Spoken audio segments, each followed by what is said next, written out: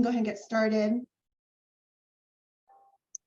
Thank you for that. So it's great to see all of you. I want to welcome you to our March provider meeting.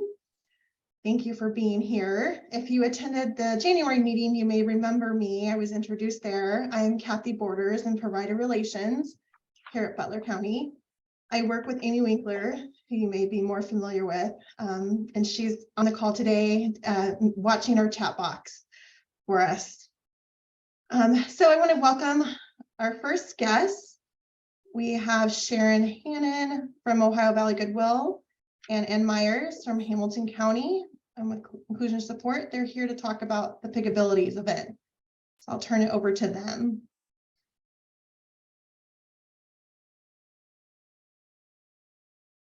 If they're in here. You know, I don't know if actually they are on yet. We're gonna flip. We'll adjust here. We'll wait for them. We'll come back to them once they're on. I don't actually see them as I'm flipping through our guests. So we'll actually switch gears and we'll turn it over to Rebecca Lyons here from Butler County to talk to us about the MUI annual analysis, giving us an overview. All right, thank you, Kathy. If you could pull up the form I sent you, let me get this in place here. So I wanted to come in today and talk a little bit about the MUI analysis that's coming due. They did push that back to July 28th. So you want to put that on your calendars for sure. I'm starting to get a few trickle in, which is fantastic if you have the numbers or if you had zero. We definitely want to see that form coming through whenever you have the chance to do that. Save us some hassle in August to review these. But I wanted to kind of go through because I am seeing some issues with reports that are coming through, and I wanted to kind of make sure we're all on the same page when we're doing these. So some tips. We'll go ahead and look at this report. This is for the agency. There's also one for independent providers. So if you need those forms, do reach out, let us know. They're on DODD's website as well. We want to make sure you put your provider name at the top. We're reviewing for the year 2022. Again, this is due now July 28th. They had some problems with OITMS, many problems, and we're not able to pull those reports quite yet. So again, put that on your calendar. So when we're looking at MUIs, we're not looking at MUI numbers. We're looking at the categories. This really hasn't changed over the history of this. But for instance, today I filed a significant injury and an unanticipated hospitalization. So one number, but two categories. So when you're doing these reports, you want to make sure that both categories are accounted for. In the previous year, again, we're looking for 2022 data. So you want your total number. You also want to put the number over here in the previous year. When I was in provider world, I would just hold on to my analysis from the previous year. So then I'm just copying the data over from that, just shift it a year, and then you kind of don't have to go back and reinvent that wheel. So if you scroll on down. Yeah, going through all that. Here's a piece where I'm missing some data for those of you who have MUIs. And I had one that was just turned in. It had 4 peer-to-peer incidents, and there were none the last 2 years. And this explained the reason section was completely blank. I'm like, we need to know a little bit more about what you're seeing and why we're seeing that. The one that I received was a day program. So I was asking questions like, well, maybe did COVID shut you down for some time and now you're just growing, you have more people in the program, or what's going on to show that we have an increase in peer-to-peer? So you're looking for any really significant differences, whether that's more or less in any particular category, more overall. Maybe your program is growing and you just have a lot. You just want to write that down, explain it, what's going on, why you're seeing those numbers change. Scroll on down. Your trends and patterns, this is very confusing language. So the current year is actually 2022. That's the year that we're reviewing. I'm not sure why they put current, but anyways. So your trends and patterns, you want to identify, basically what's going on. When I'm looking at trends and patterns, I'm looking at more than 3 in a period of time. And again, we're looking through a broad lens. You're looking at all of your incidents for your program in Butler County, whether that's day program, residential, putting them all together, saying what is happening. And then you kind of narrow it down. You take it down to what's going on in this house or this day program. Again, I'm looking for 3 or more, whether it's the same person involved in all of those, or whether it's this particular home has a lot of med errors, a lot of neglect, a lot of falls. What's happening here? So identify that and explain. We want to be as specific as we can be. And then basically we need an action plan. If you see any trends and patterns, those do need to go to the ISP. So make sure that your support coordinator is aware of that. Scroll on down.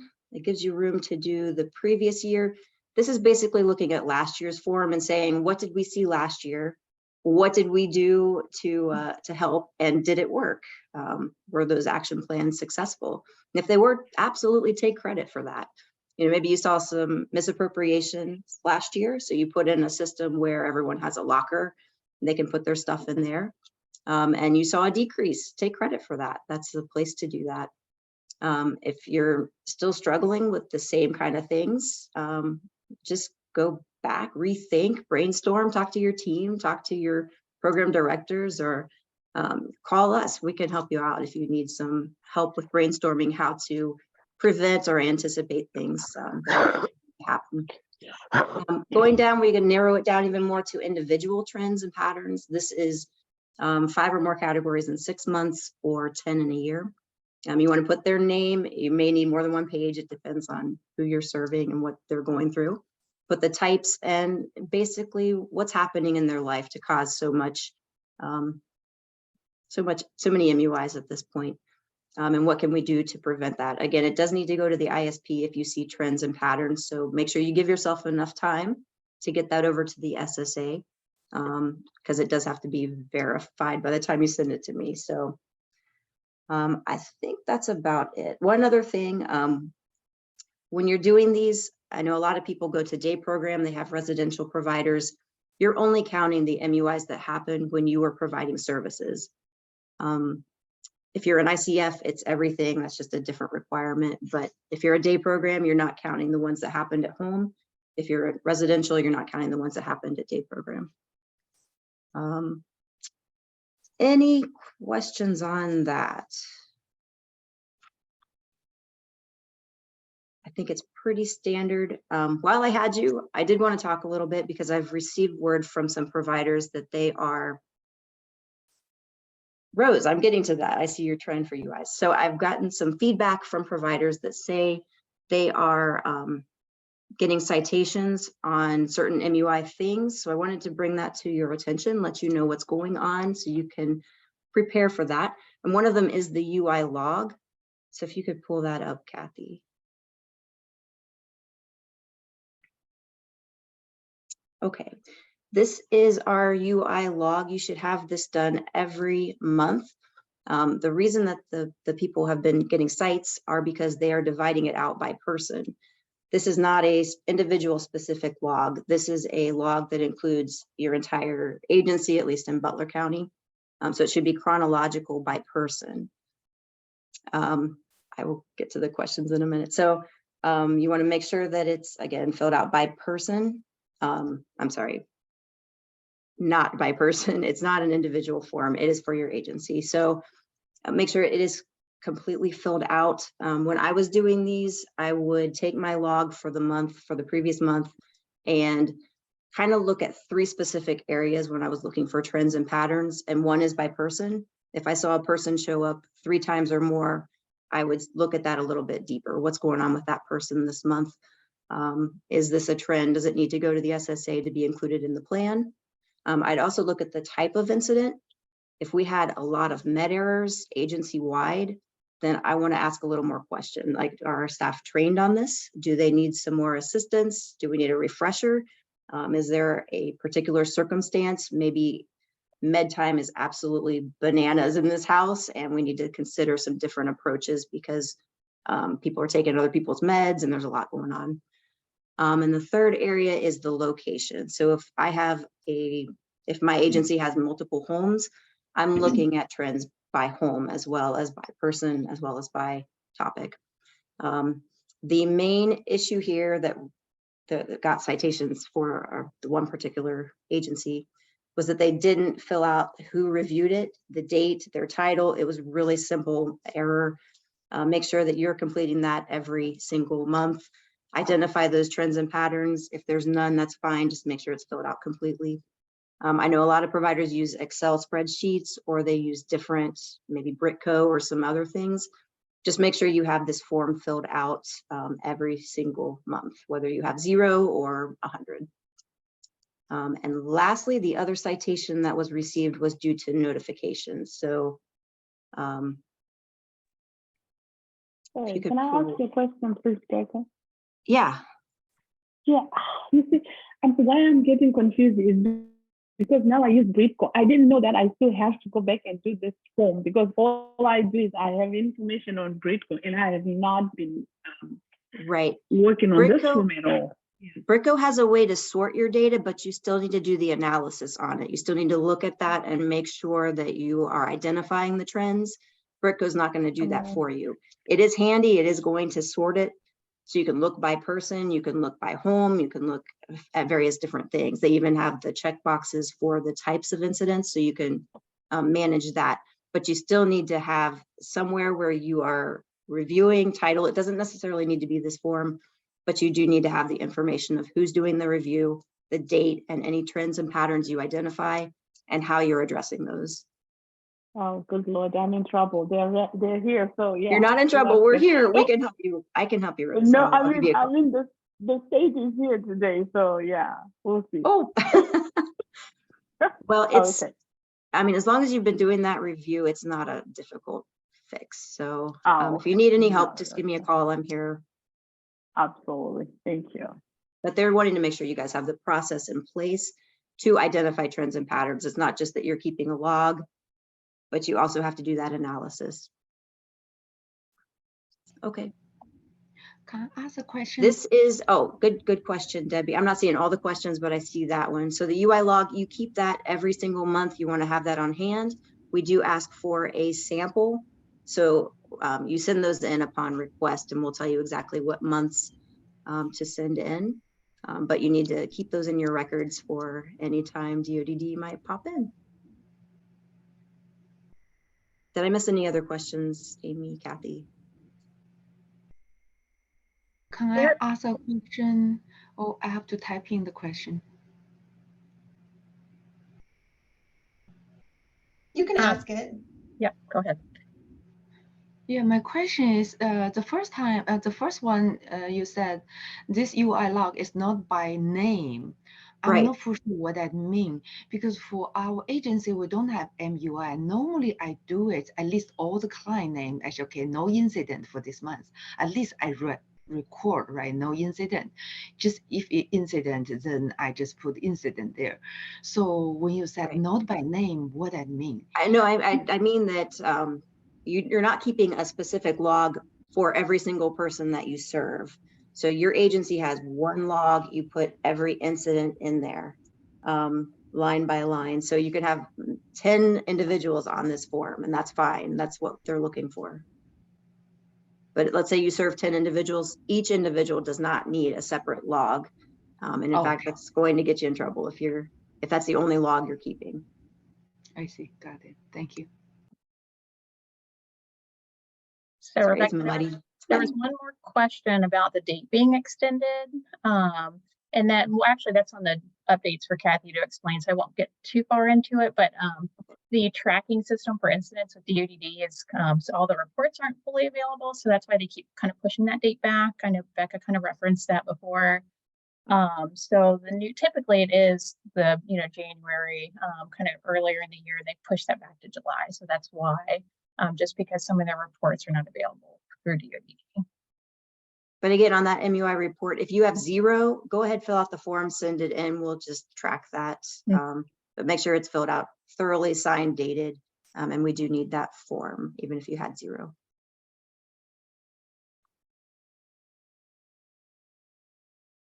Okay, lastly, there's nothing else there. I just wanted to pull up our reporting guidelines and remind you guys to use our on-call system of, after hours or on the weekend. If you have any reports of potential abuse, neglect, theft, exploitation, death, or peer-to-peer acts or prohibited sexual. You want to report those immediately to the county board or within 4 hours. So to get that done, to make sure you're in compliance, make sure you're using our on-call number, make sure your program managers have that information for the weekend shifts, and make sure they're documenting that on the incident report that they did call that in immediately or within 4 hours. So time, date.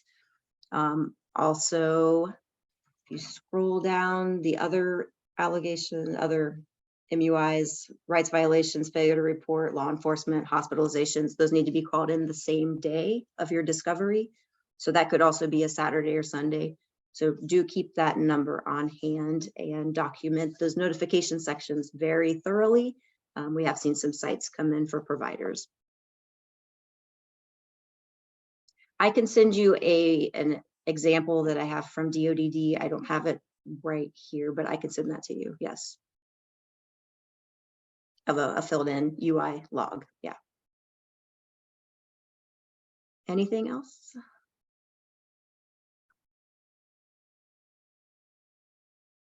Can we have some of these forms printed? Where do we get to print some of these forms? I know Amy and Kathy send those out. The UI form, I think you send that out when you request it. Just an example, here's what we're looking for, a reminder. It's on DODD's website. If you need a copy, you can just ask. I can certainly pull that up for you, send it over. But those UI logs are important to be done every single month, not just when we ask for them. I believe they're in the portal as well. If you guys are in the portal and there's that form section, but by all means, any of us can send a copy of that to you if you reach out to us. Yeah, and I'm here again, anytime you have any questions or if you see some data, you're not sure what to do with it, just reach out. I've been in your shoes, I've been there, I've done it, and I'm certainly here to help. All right, well, thank you so much Thanks for having me. for that information, and we will have all this summarized in our minutes, and some of the forms that she should will also have attached to our minutes as well. So we'll now turn the time over to Sharon Hannon from Ohio Valley Goodwill and Ann Meyer with Hamilton County to talk to us about the Pig Abilities event. Good morning, everyone. Thank you so much for having us this morning. Sorry about our technical issues. So Ann and I are here to talk about Pig Abilities. And Pig Abilities, if you're not already aware, is an event that is designed to be fully accessible to athletes of all abilities. It's part of the Flying Pigs Cincinnati Marathon, which is celebrating their 25th anniversary this year. And Ohio Valley Goodwill is delighted to be the title sponsor of this signature event. It takes place on Saturday, May 6th. We have it on the Saturday so that it is easier to access for all of our athletes that wish to participate. It is actually a culmination of all the training that the athletes are involved in throughout the past several months leading up to May 6th. And so it represents the final mile of the marathon. People cross the finish line and then they get their medals. And it's a big celebration event, but it's really, really wonderful. I know Connie and several of the team members from Butler DD were involved last year, which was the first time that we were able to be together all as a huge group since the pandemic. So it was very, very exciting. Everybody was super thrilled about the participation and all of that. And this year, we are really, really trying to attract as many athletes as possible, again, because of the 25th anniversary celebration, but also because it is a very high profile way to illustrate our commitment collectively to community inclusion for athletes of all abilities. So, and then Ann's going to talk about the meetups that we have, which are the training events. So, Ann, if you're here. Yeah, thanks, Sharon. Hi, everyone. So I work with Hamilton County DD Services, and we've partnered with Queen City Running Club. And we host weekly meetups every Sunday from 2 to 3 at 4 different locations around Cincinnati. And we invite you and anyone that you support to come on out to our free training events. They're anywhere from a quarter mile to a mile long. People can choose to walk, run, or roll, whatever distance they like. Like I said, we meet at 4 different areas that are accessible by Metro and Access. But also, we have people that have come. There was actually a man that came from Butler 2 weeks ago. There was someone that came down from Dayton. It's just a great way for people to kind of get out of the house, enjoy the weather, meet some new people, get active, and possibly make some friends. So, anyone that you support, their family, friends, supporters are more than welcome to join us at these events. Like I said, they're free, and it's just a great way to meet people. So it's every Sunday, though, we have this from 2 to 3 p.m. And I hope that you can share this with some of the people that you're working with so that they can come and join us and have some fun. Does anyone have any questions? I believe, Kathy, we had sent out some information ahead of time. Were you able to share that with everyone? We're going to send it out today after this meeting. Okay. We'll have the flyers and information available in the email. Okay. Great. Thank you so much. And I'm sorry we were late, had technical difficulties, but thank you so much for inviting us and allowing us to present today. We really appreciate it. Yeah, thank you both. Thank you both for coming. We appreciate the information. That's great. All right, so we are ready for our third guest today. We have Kevin Smith and Randy Smith here from OnScene to talk to us about a personal funds management service they offer. Well, thank you very much. Just by way of introductions real quick, I'm Randy Smith, president of OnScene, and have Kevin Smith, no relation, but Kevin is our vice president of client solutions. So it's actually after Rebecca's comments about MUIs, this seems like a great segue into what we're going to talk about, which is basically some technology that can help you dramatically improve the individual funds management workflow. So I'll go through just a quick overview, give you just kind of a quick background on what our software does and what it is, and then we'll turn it over to Kevin, who will actually do a quick demo so you can actually see it in action, which will be the much better, more entertaining part. And Kevin's a better speaker than I am too. So just by way of quick background, we have an overall package that we put together for the developmental disabilities community. And the 3 things in blue kind of in the middle there are what we call our core functional modules. So we have an HPC scheduling appointment management module. We have a transportation management module. And then what we're here to talk about today, we call our consumer financial account management module or individual funds management. So that's what we're going to focus on today. So in terms of specifics, what our individual funds management solution does is allow caretakers, providers to basically manage the accounts, financial accounts on behalf of individuals, including petty cash, gift cards, food stamps, checking accounts, savings accounts, all of those different financial accounts.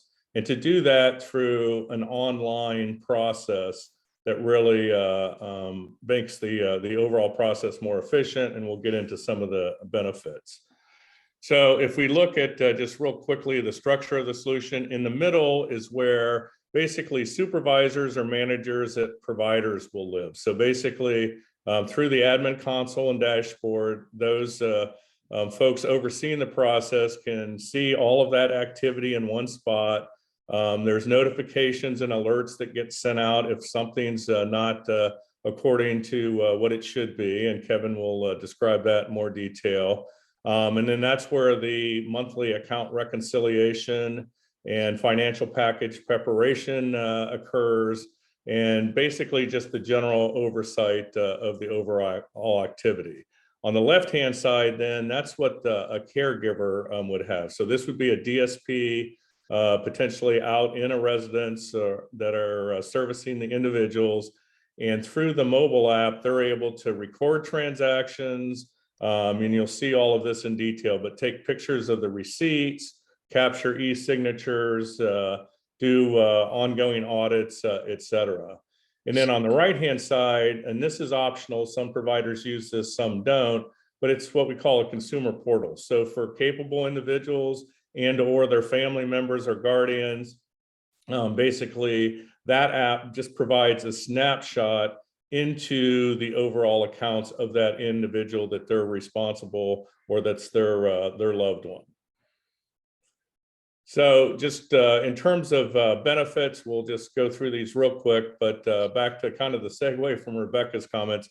Obviously, this really helps reduce and largely eliminate a lot of the financial admin related UIs and MUIs and any misappropriation opportunities. And we'll get into how that works and why that's so, but huge reductions. And we'll talk about a case study where we share some of that information. The other thing is if that consumer app is used, that gives a lot of transparency to family members so that they can see what's going on and they can feel comfortable that their loved one is, their finances and their funds are being managed appropriately. And then for the provider, dramatic improvement in efficiency and reduction in the overall cost to manage the activity. And we'll get into that in a little more detail. And then just a dramatically easier month-end reconciliation. And then also if there happens to be an audit, now we have these packets all electronic that can be pulled up with all the detailed records of the transactions, copies and images of all the receipts, et cetera. So it makes that audit process just a lot easier on everyone involved. And it just improves the overall discipline and fiduciary control of the process.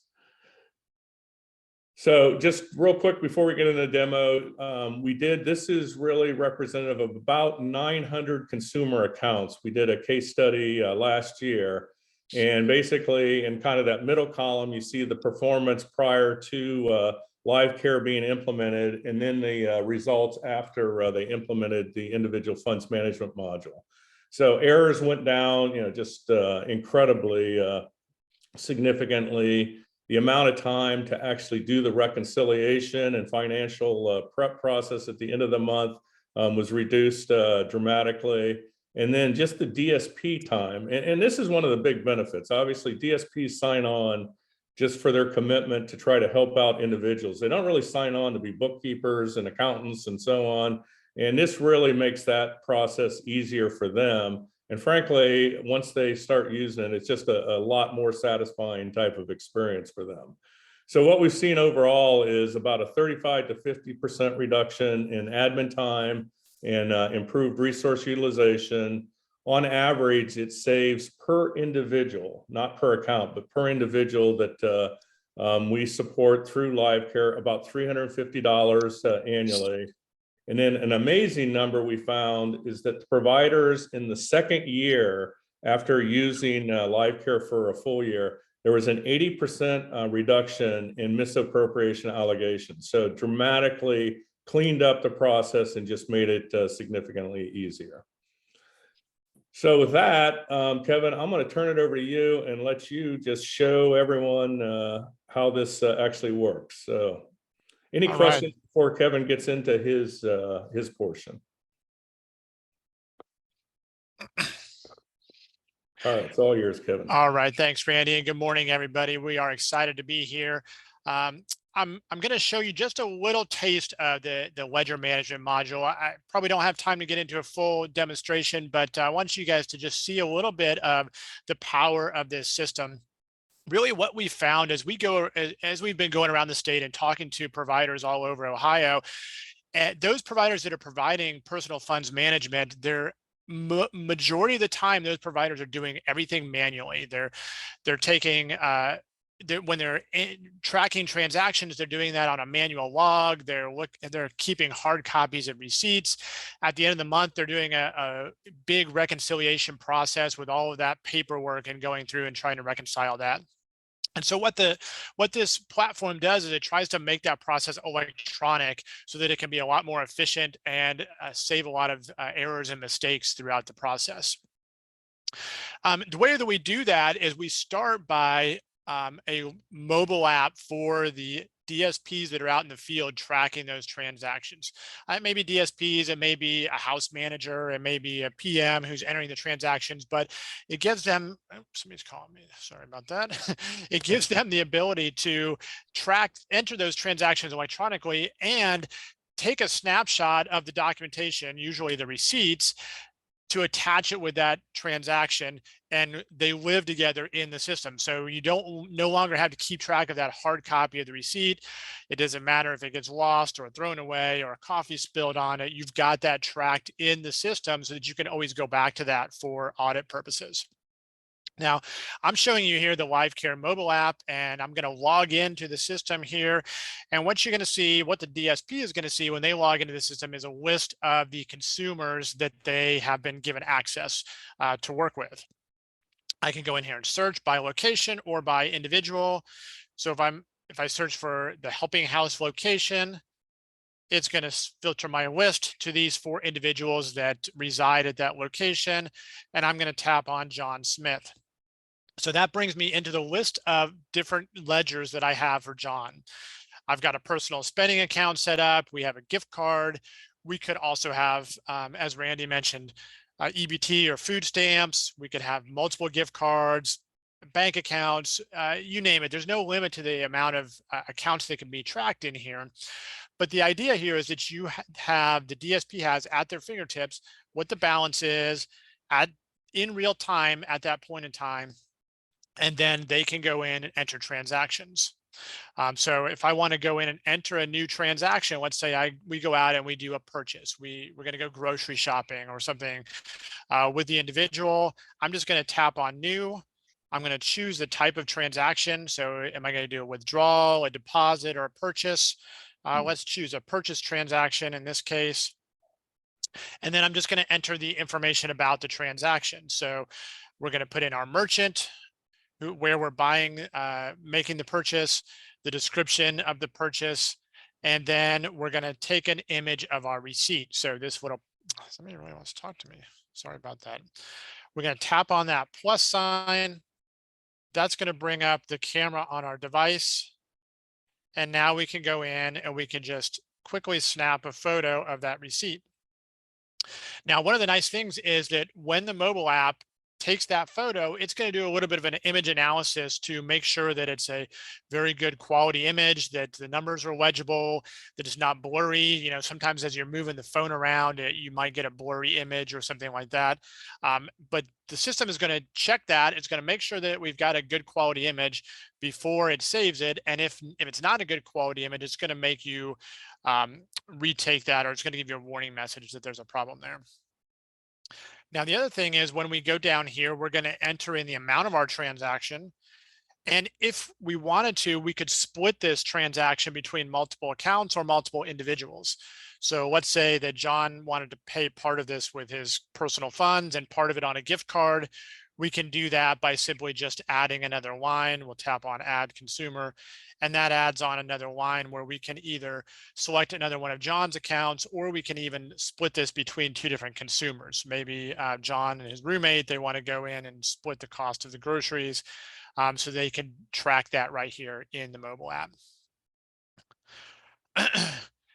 So once they enter those transactions, they're going to be able to see the history. They can tap on the history tab and they can see all of the history of transactions that have occurred.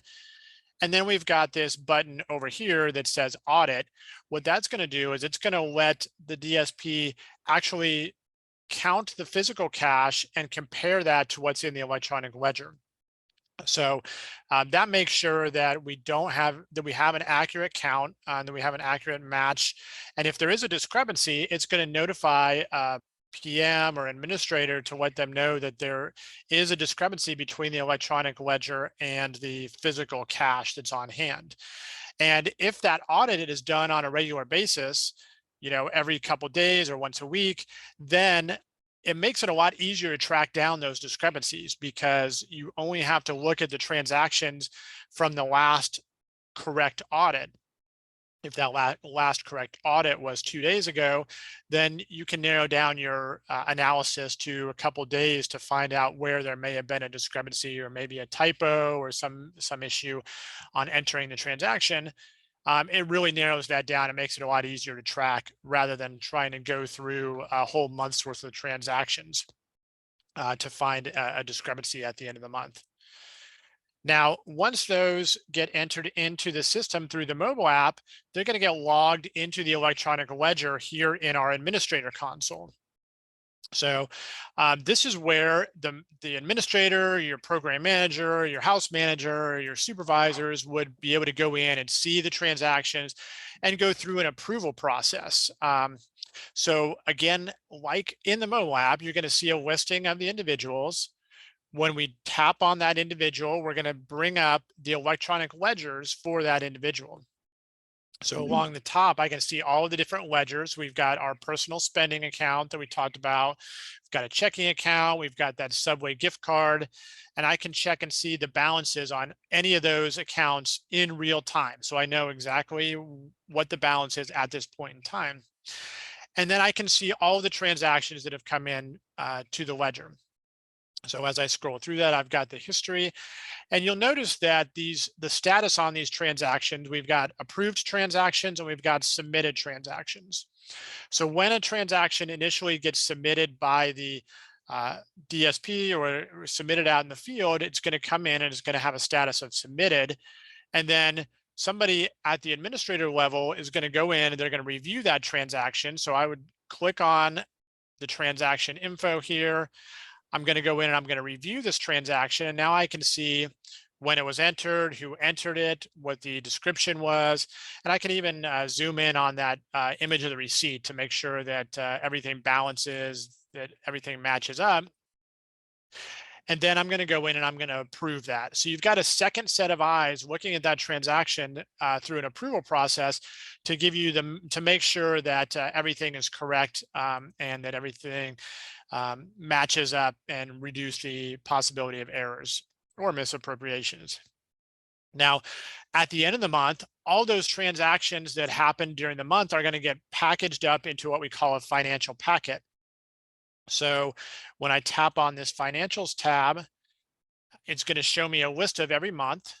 And then I can go in here to, let's say, January, and we're going to see a separate monthly statement for each account within that month. So for example, I've got a monthly statement here for my personal spending account. When I tap on that monthly statement, it's going to bring up a PDF, which has our monthly starting balance, our monthly ending balance, and all of the detailed transactions that occurred during that month. So you've got everything right here in a very simple packet with all of the documentation that you need for a month-end QA assessment and an audit to make sure that you've got what you need. We've also got a separate PDF, which is going to have all those images. So if you had photos of the cash, if you've got those receipts or even electronic signatures, all of those images are going to be captured and stored in this PDF file as well. And all of this, this documentation gets stored electronically indefinitely. It's not going to ever be deleted off of the system. So if you are going through an audit and you need to provide the proof of the monthly statements or proof of a review, you have all that information right here at your fingertips. You just simply go into the appropriate month for the appropriate individual, and you can pull up those statements. You can also download this entire packet, all of the documentation for this month as a zip file, as a compressed file that you can store locally in your own environment so that you have that as well, kind of as a backup or there locally on your own system. So that's really the highlights of the, oh, you know what? One more thing. I'm sorry. I jumped ahead. I want to point out one more important feature before I wrap up here. And what that is that's our alerts. You'll notice over here on the left-hand column, there's this badge, this blue badge that says 213. And that, if I tap on that badge, that brings me to our alerts screen.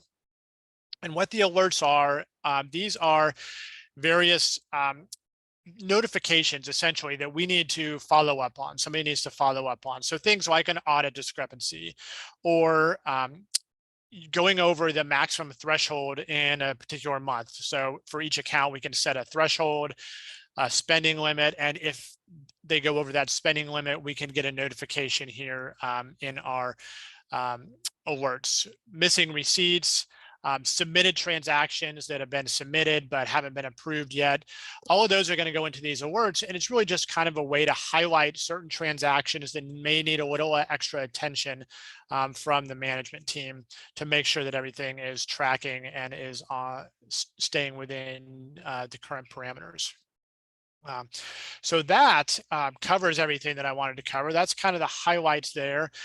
I went through that really quickly, and I know in the interest of time, I didn't do a deep dive. So if anybody has any interest in seeing a more in-depth demo of the system, we would be happy to do that individually with providers if you would like to. If you've got questions, you can follow up with Randy or myself through email, and we're going to send out this presentation that we just went through. I'll send that over to Kathy, and Kathy can send that out to the group as well. But I don't know, Kathy, if there's time, I can hang on for a few minutes if there's any questions that anybody may have. Yeah, feel free to ask any questions you have.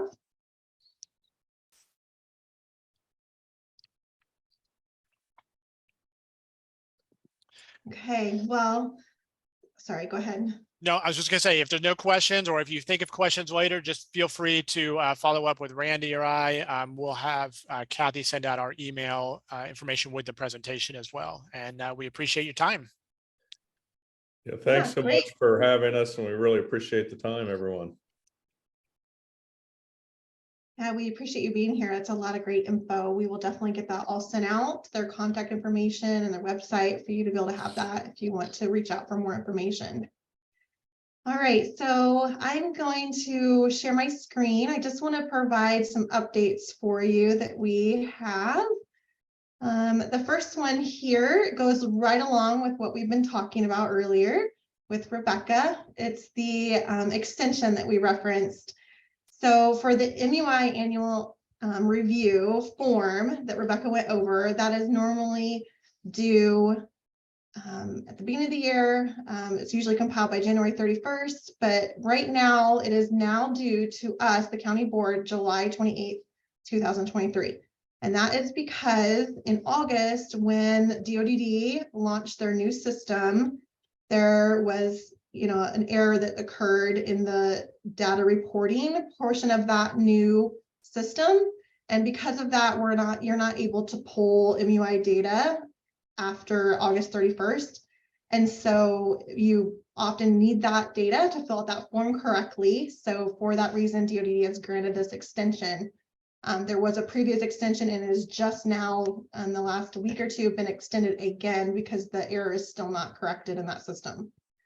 So that information is right there. There's also a phone number and email if you have questions, or feel free to reach out to us if you have other questions about that. And we will include that form that you need to complete for this in our minutes today.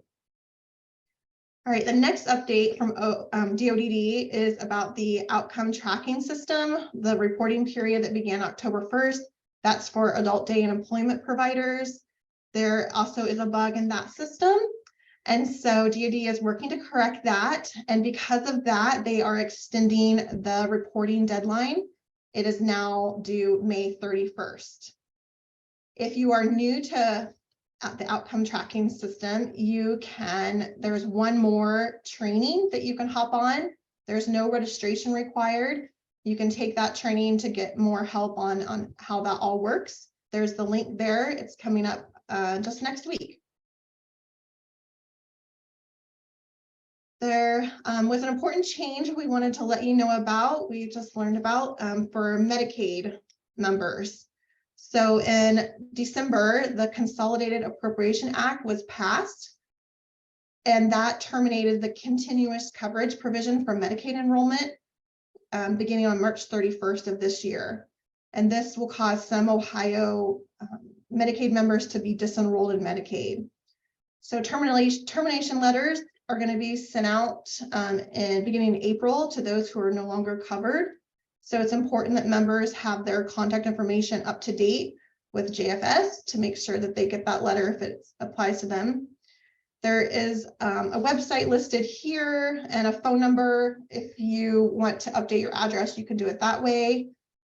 It's important that clients respond to any communication, any letters that they do receive right away, or they risk losing their coverage, even if they do still meet criteria for Medicaid. And so it's important, critical for members who no longer are eligible for Medicaid to transition to new coverage.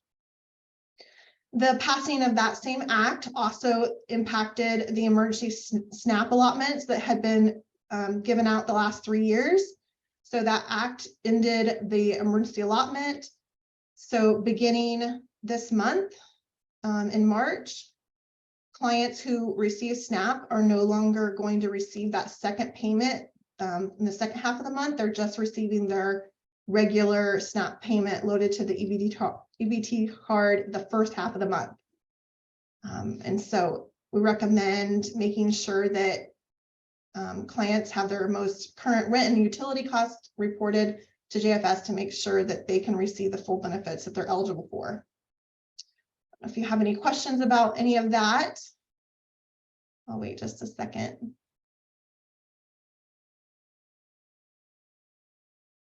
Okay, all right. I'll keep going then. So another important update we wanted to let you know about related to from DODD is that launch of the PNN system last year changed the process for agencies to change the agency DOO or a designee. This change in systems now allows only one application to be in process at a time. And so if an agency needs to change their DOO or a designee, they have to complete a separate application, separate from their renewal application, and you can't do that at the same time. And when you're submitting your renewal application, you want to make sure you have the right information on there. So you need to do the DOO change first, and then do your renewal application. And just by way of rule, as a reminder, the DOO or DOO designee change needs to be reported to DODD within 14 days. There is information provided here with a link on how to make those changes in the system, how to submit those application changes if you follow the link there. All right, that's all my updates. I want to tell you about some exciting trainings. There's quite a few so far already planned this year, which is really great. So the first one that just got announced is through the Southwestern Ohio Council of Government. They have them planned for the whole year. They're all listed here. Some really great topics there. So about 30 days before the date, there will be registration information available. You can email Robin Thomas at the email there or phone number to get that registration information. And these trainings are all going to be held virtually with the exception of the July 31st one, which will be in person. So that's exciting. All right, the next set of trainings we wanted to share with you is they are being provided by the DODD Provider Resource and Support Team. They're offering monthly sessions. There are different topics. They're all listed here. There's a link already to register for the March one, which is coming up quick. But here are all the topics for the whole year. A lot of great ones as well that may be of interest to you. These are held on the fourth Monday of each month from 11 to 12, and they'll all be virtual. Another training series is being provided by OSAS. They do these the last Thursday of each month at 10. We have 2 for you so far. There's one here in March, and there's also another one in April. The links are there as well. Or you can also always go to the OSAS compliant page on the DODD website to get that information. As a reminder, DODD is the Provider Resource and Support Team is offering bi-weekly open door office hours. And it's a time for the team and providers to network, talk about topics, and connect with each other. Those are held on the second and fourth Wednesday of each month at 2 different times to help fit more people's schedules. So the links, you don't need to register for those. The links are going to be here in our minutes that we'll send out to you to be able to just hop on that day at that time. Lastly, I just wanted to share with you there are 3 new trainings available on the DoDD My Learning app for you to access whenever is convenient for you. They're already recorded and put there for you. They are of different topics that relate to adult services that would be a benefit to take when you have time. So the links for all 3 of those are listed here and can also be found in your My Learning app. All right, that is all my trainings. It was a lot. It's really exciting to have so many opportunities to take place.